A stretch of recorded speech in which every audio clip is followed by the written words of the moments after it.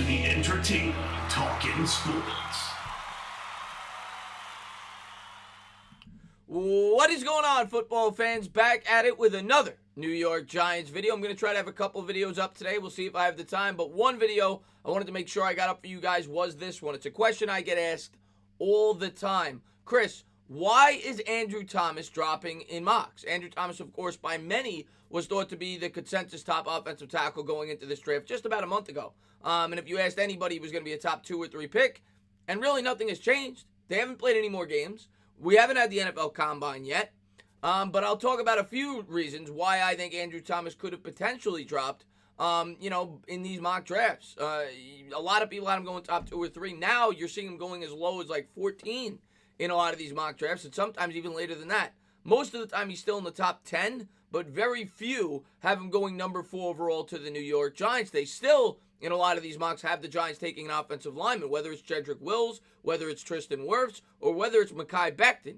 Now, the first guy that talked about Becton really on that level was Jeremiah. He had him mocked, and it kind of shocked everybody, and maybe it drew more attention to Becton as a prospect, and that's why you've seen Becton move up mocks. And all of these guys, in my opinion, have weaknesses.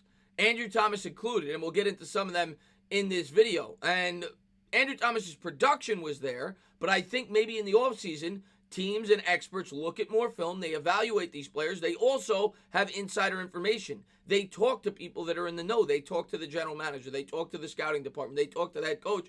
And that's the first thing.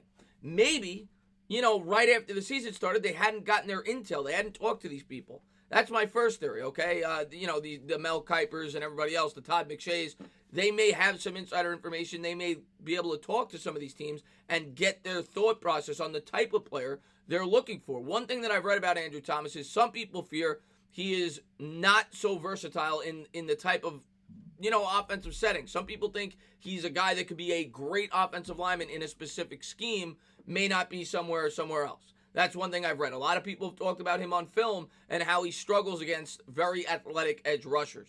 Even though, like I said, he didn't give up a sack, didn't give up a hit.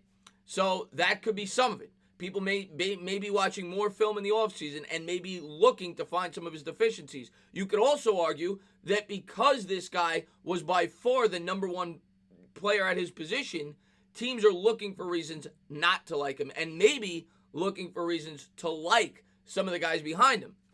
Jedrick Wills, from everything I read and see, he's a great offensive lineman, and a lot of people think he's the best well-rounded offensive lineman in this year's draft from a lot of the things that you read. Now, the knock on him, the guy's never played left tackle, and if you're taking a guy that early, a lot of people would prefer him to be a left tackle. Andrew Thomas, most people think, is going to be a left tackle at the NFL level. You could say the same thing for Tristan Wirfs. Most people project him to either be a guard or right tackle at the NFL level.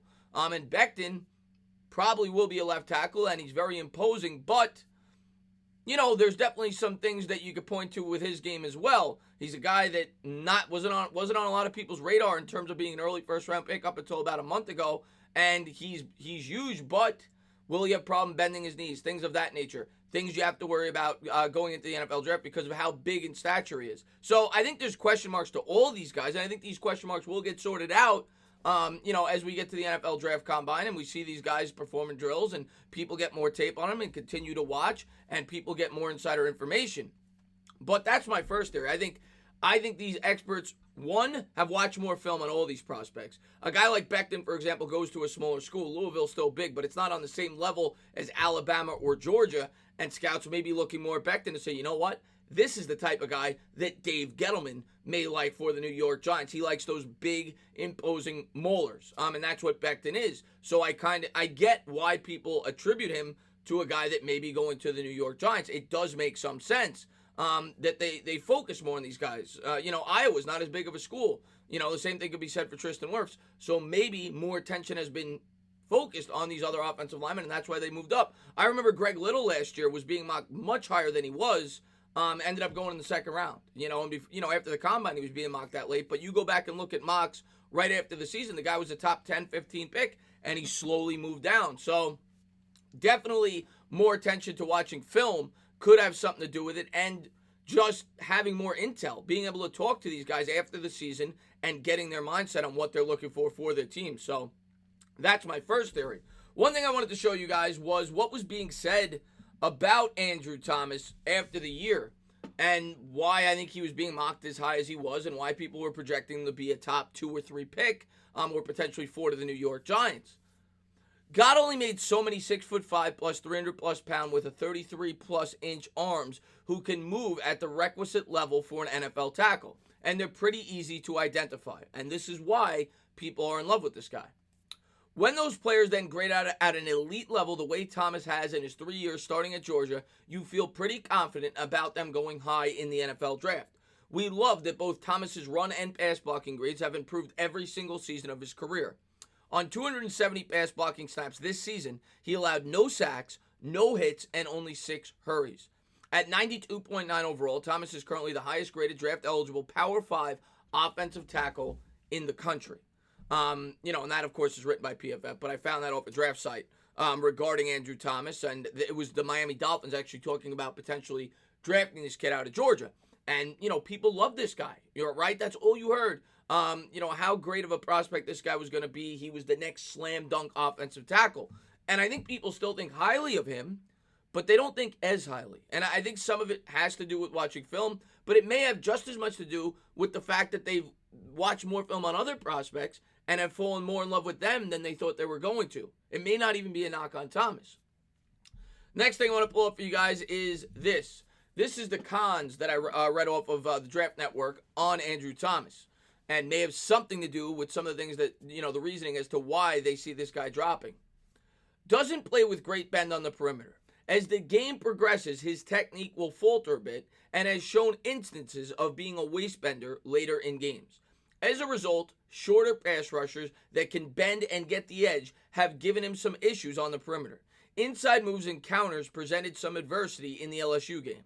Has sufficient anticipatory instincts on twists and games, needs to become more consistent handling the crossface.